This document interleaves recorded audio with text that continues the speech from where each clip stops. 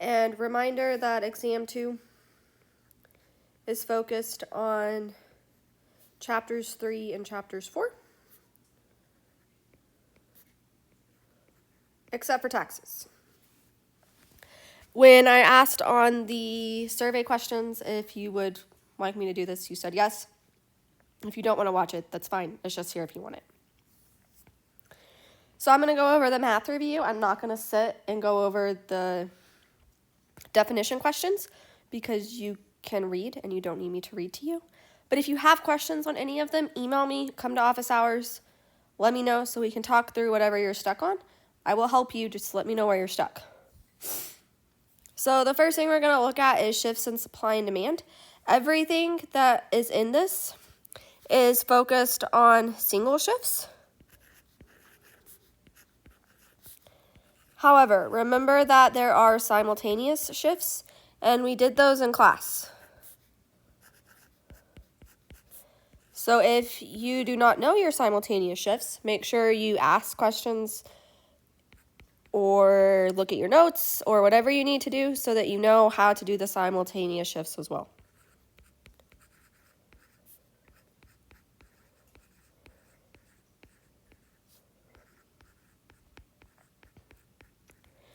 So remember that when you're looking at your shifts, you need to draw your price and quantity. You need to draw your graphs. And on your y-axis is always price. And we generally look at dollars because that's easiest. And on your x-axis is quantity. We're looking at pizzas. So we have supply going up, demand going down. Our equilibrium point is here in the middle. So this is P star, this is Q star. And we're told that the price of mozzarella cheese increases. We are making the assumption that people want mozzarella cheese on their pizza. If people want mozzarella cheese on their pizza, then mozzarella cheese is an input.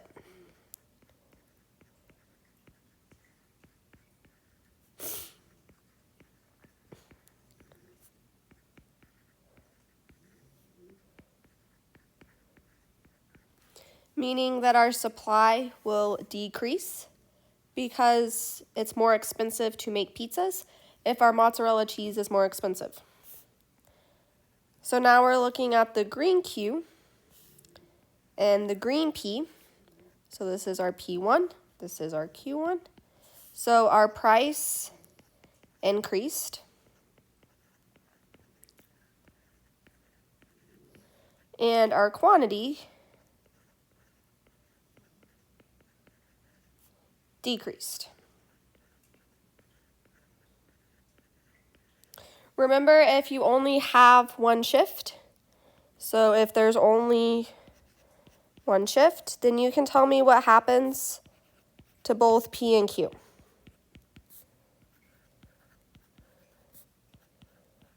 If both shift, then one of them has to be unknown, indeterminate, I don't know, however you feel like wording it.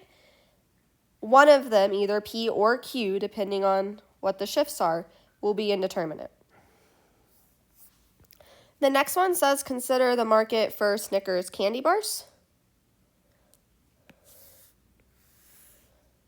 What happens to equilibrium price and quantity if the price of M&Ms increases?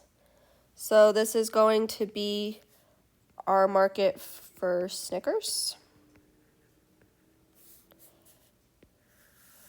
This is going to be our supply. This is going to be our demand. This is our price. This is our quantity. This is our equilibrium point. So P star, Q star. If the price of M&Ms increases, M&Ms and Snickers would be substitutes. You probably don't need both.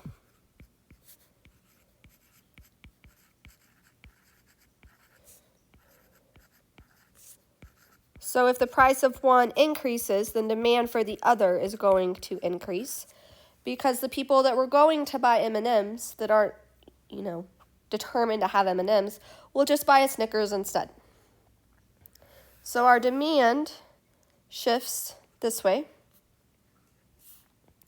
And now we're looking at where the new demand curve crosses the supply curve. So this is our P1, this is our Q1. So price increased and quantity increased.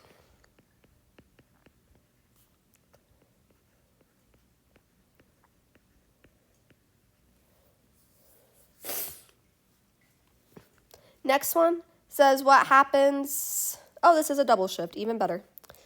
Says what happens if the equilibrium price and quantity of chocolate decreases and the price of M&Ms decreases. So we have two graphs. We're going to look at the shifts. Even though they're happening at the same time, we're going to look at them independently, just so that we're able to see which direction the arrows are going.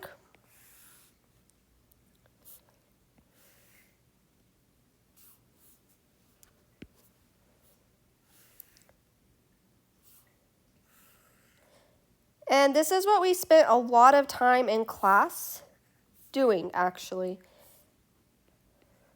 So this is going to be your P star and your Q star on each of them.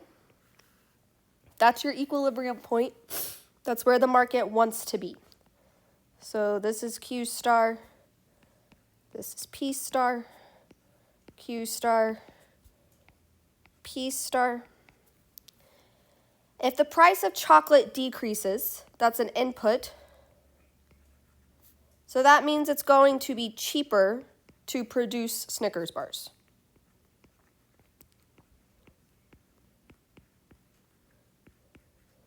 Which means supply is going to increase. So supply is going to shift to the right.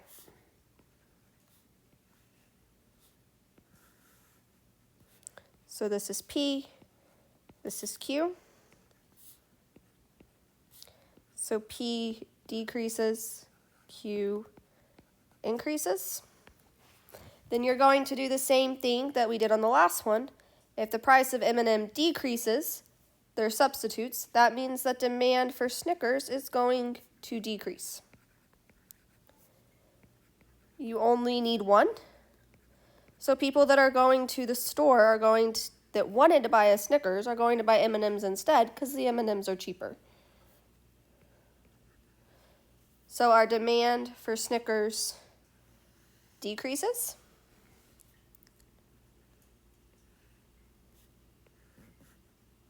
So this is our new P. This is our new Q. So our P decreased, our Q decreased. And if you look at it, we see that our P's are going down on both of them. So price definitely decreases.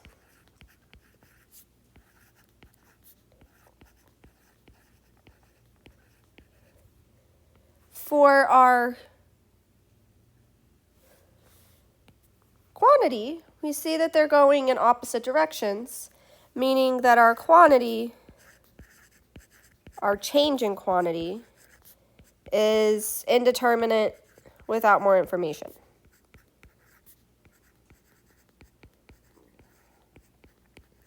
If we knew which of these shifts was bigger, then we could actually make discussions, and we'll talk about that after the test. Next one says, consider the market for popcorn at Texas Tech football games. What happens to equilibrium price and quantity if it's family weekend and there are no empty seats and the price of corn increases? So if it's family weekend, that means that demand is going to increase.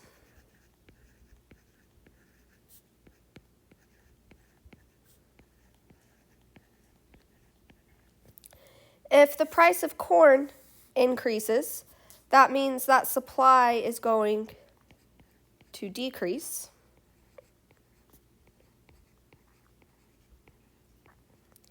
And we can do the same thing that we did on the previous question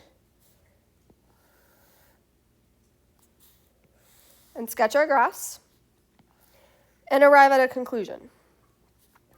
So supply is always going upwards. Demand is always going down because of your law of supply and demand that we talked about before exam 1. So supply, demand, Q star, P star. So if our demand increases, it's shown in pink,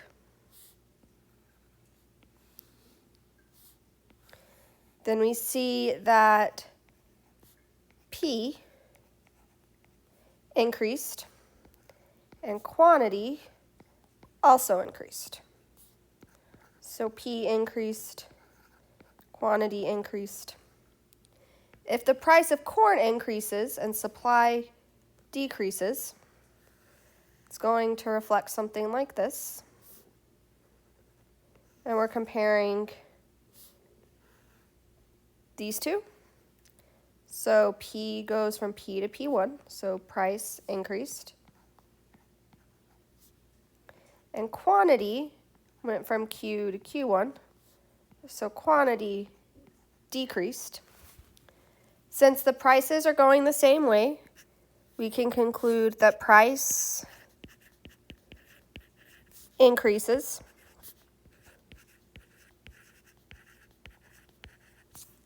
and quantity is indeterminate without more information.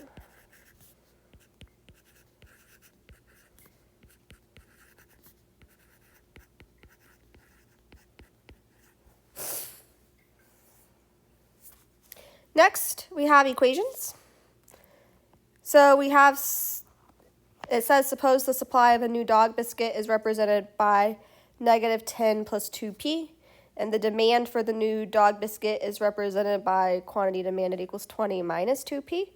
What is the equilibrium price and quantity of dog biscuits? So quantity supplied equals quantity demanded at our equilibrium point. So -10 plus 2p equals 20 minus 2p. Whatever you do to one side, you have to do to the other. So minus 2p from each side gives us -10 equals 20 minus 4p minus 20. So we get -30 equals -4p. Divide by -4. And we get P equals 7.5 or $7.50. Then you're going to substitute into whichever equation you feel like substituting into. So we're going to have 20 minus 2 times 750. So 20 minus 15. And this is going to give us our quantity. And 20 minus 15 is 5. So our equilibrium point is at Q equals 5 at a price of $7.50. If you hear that, that's my dog that you've seen on the screen sometimes. I'm sorry.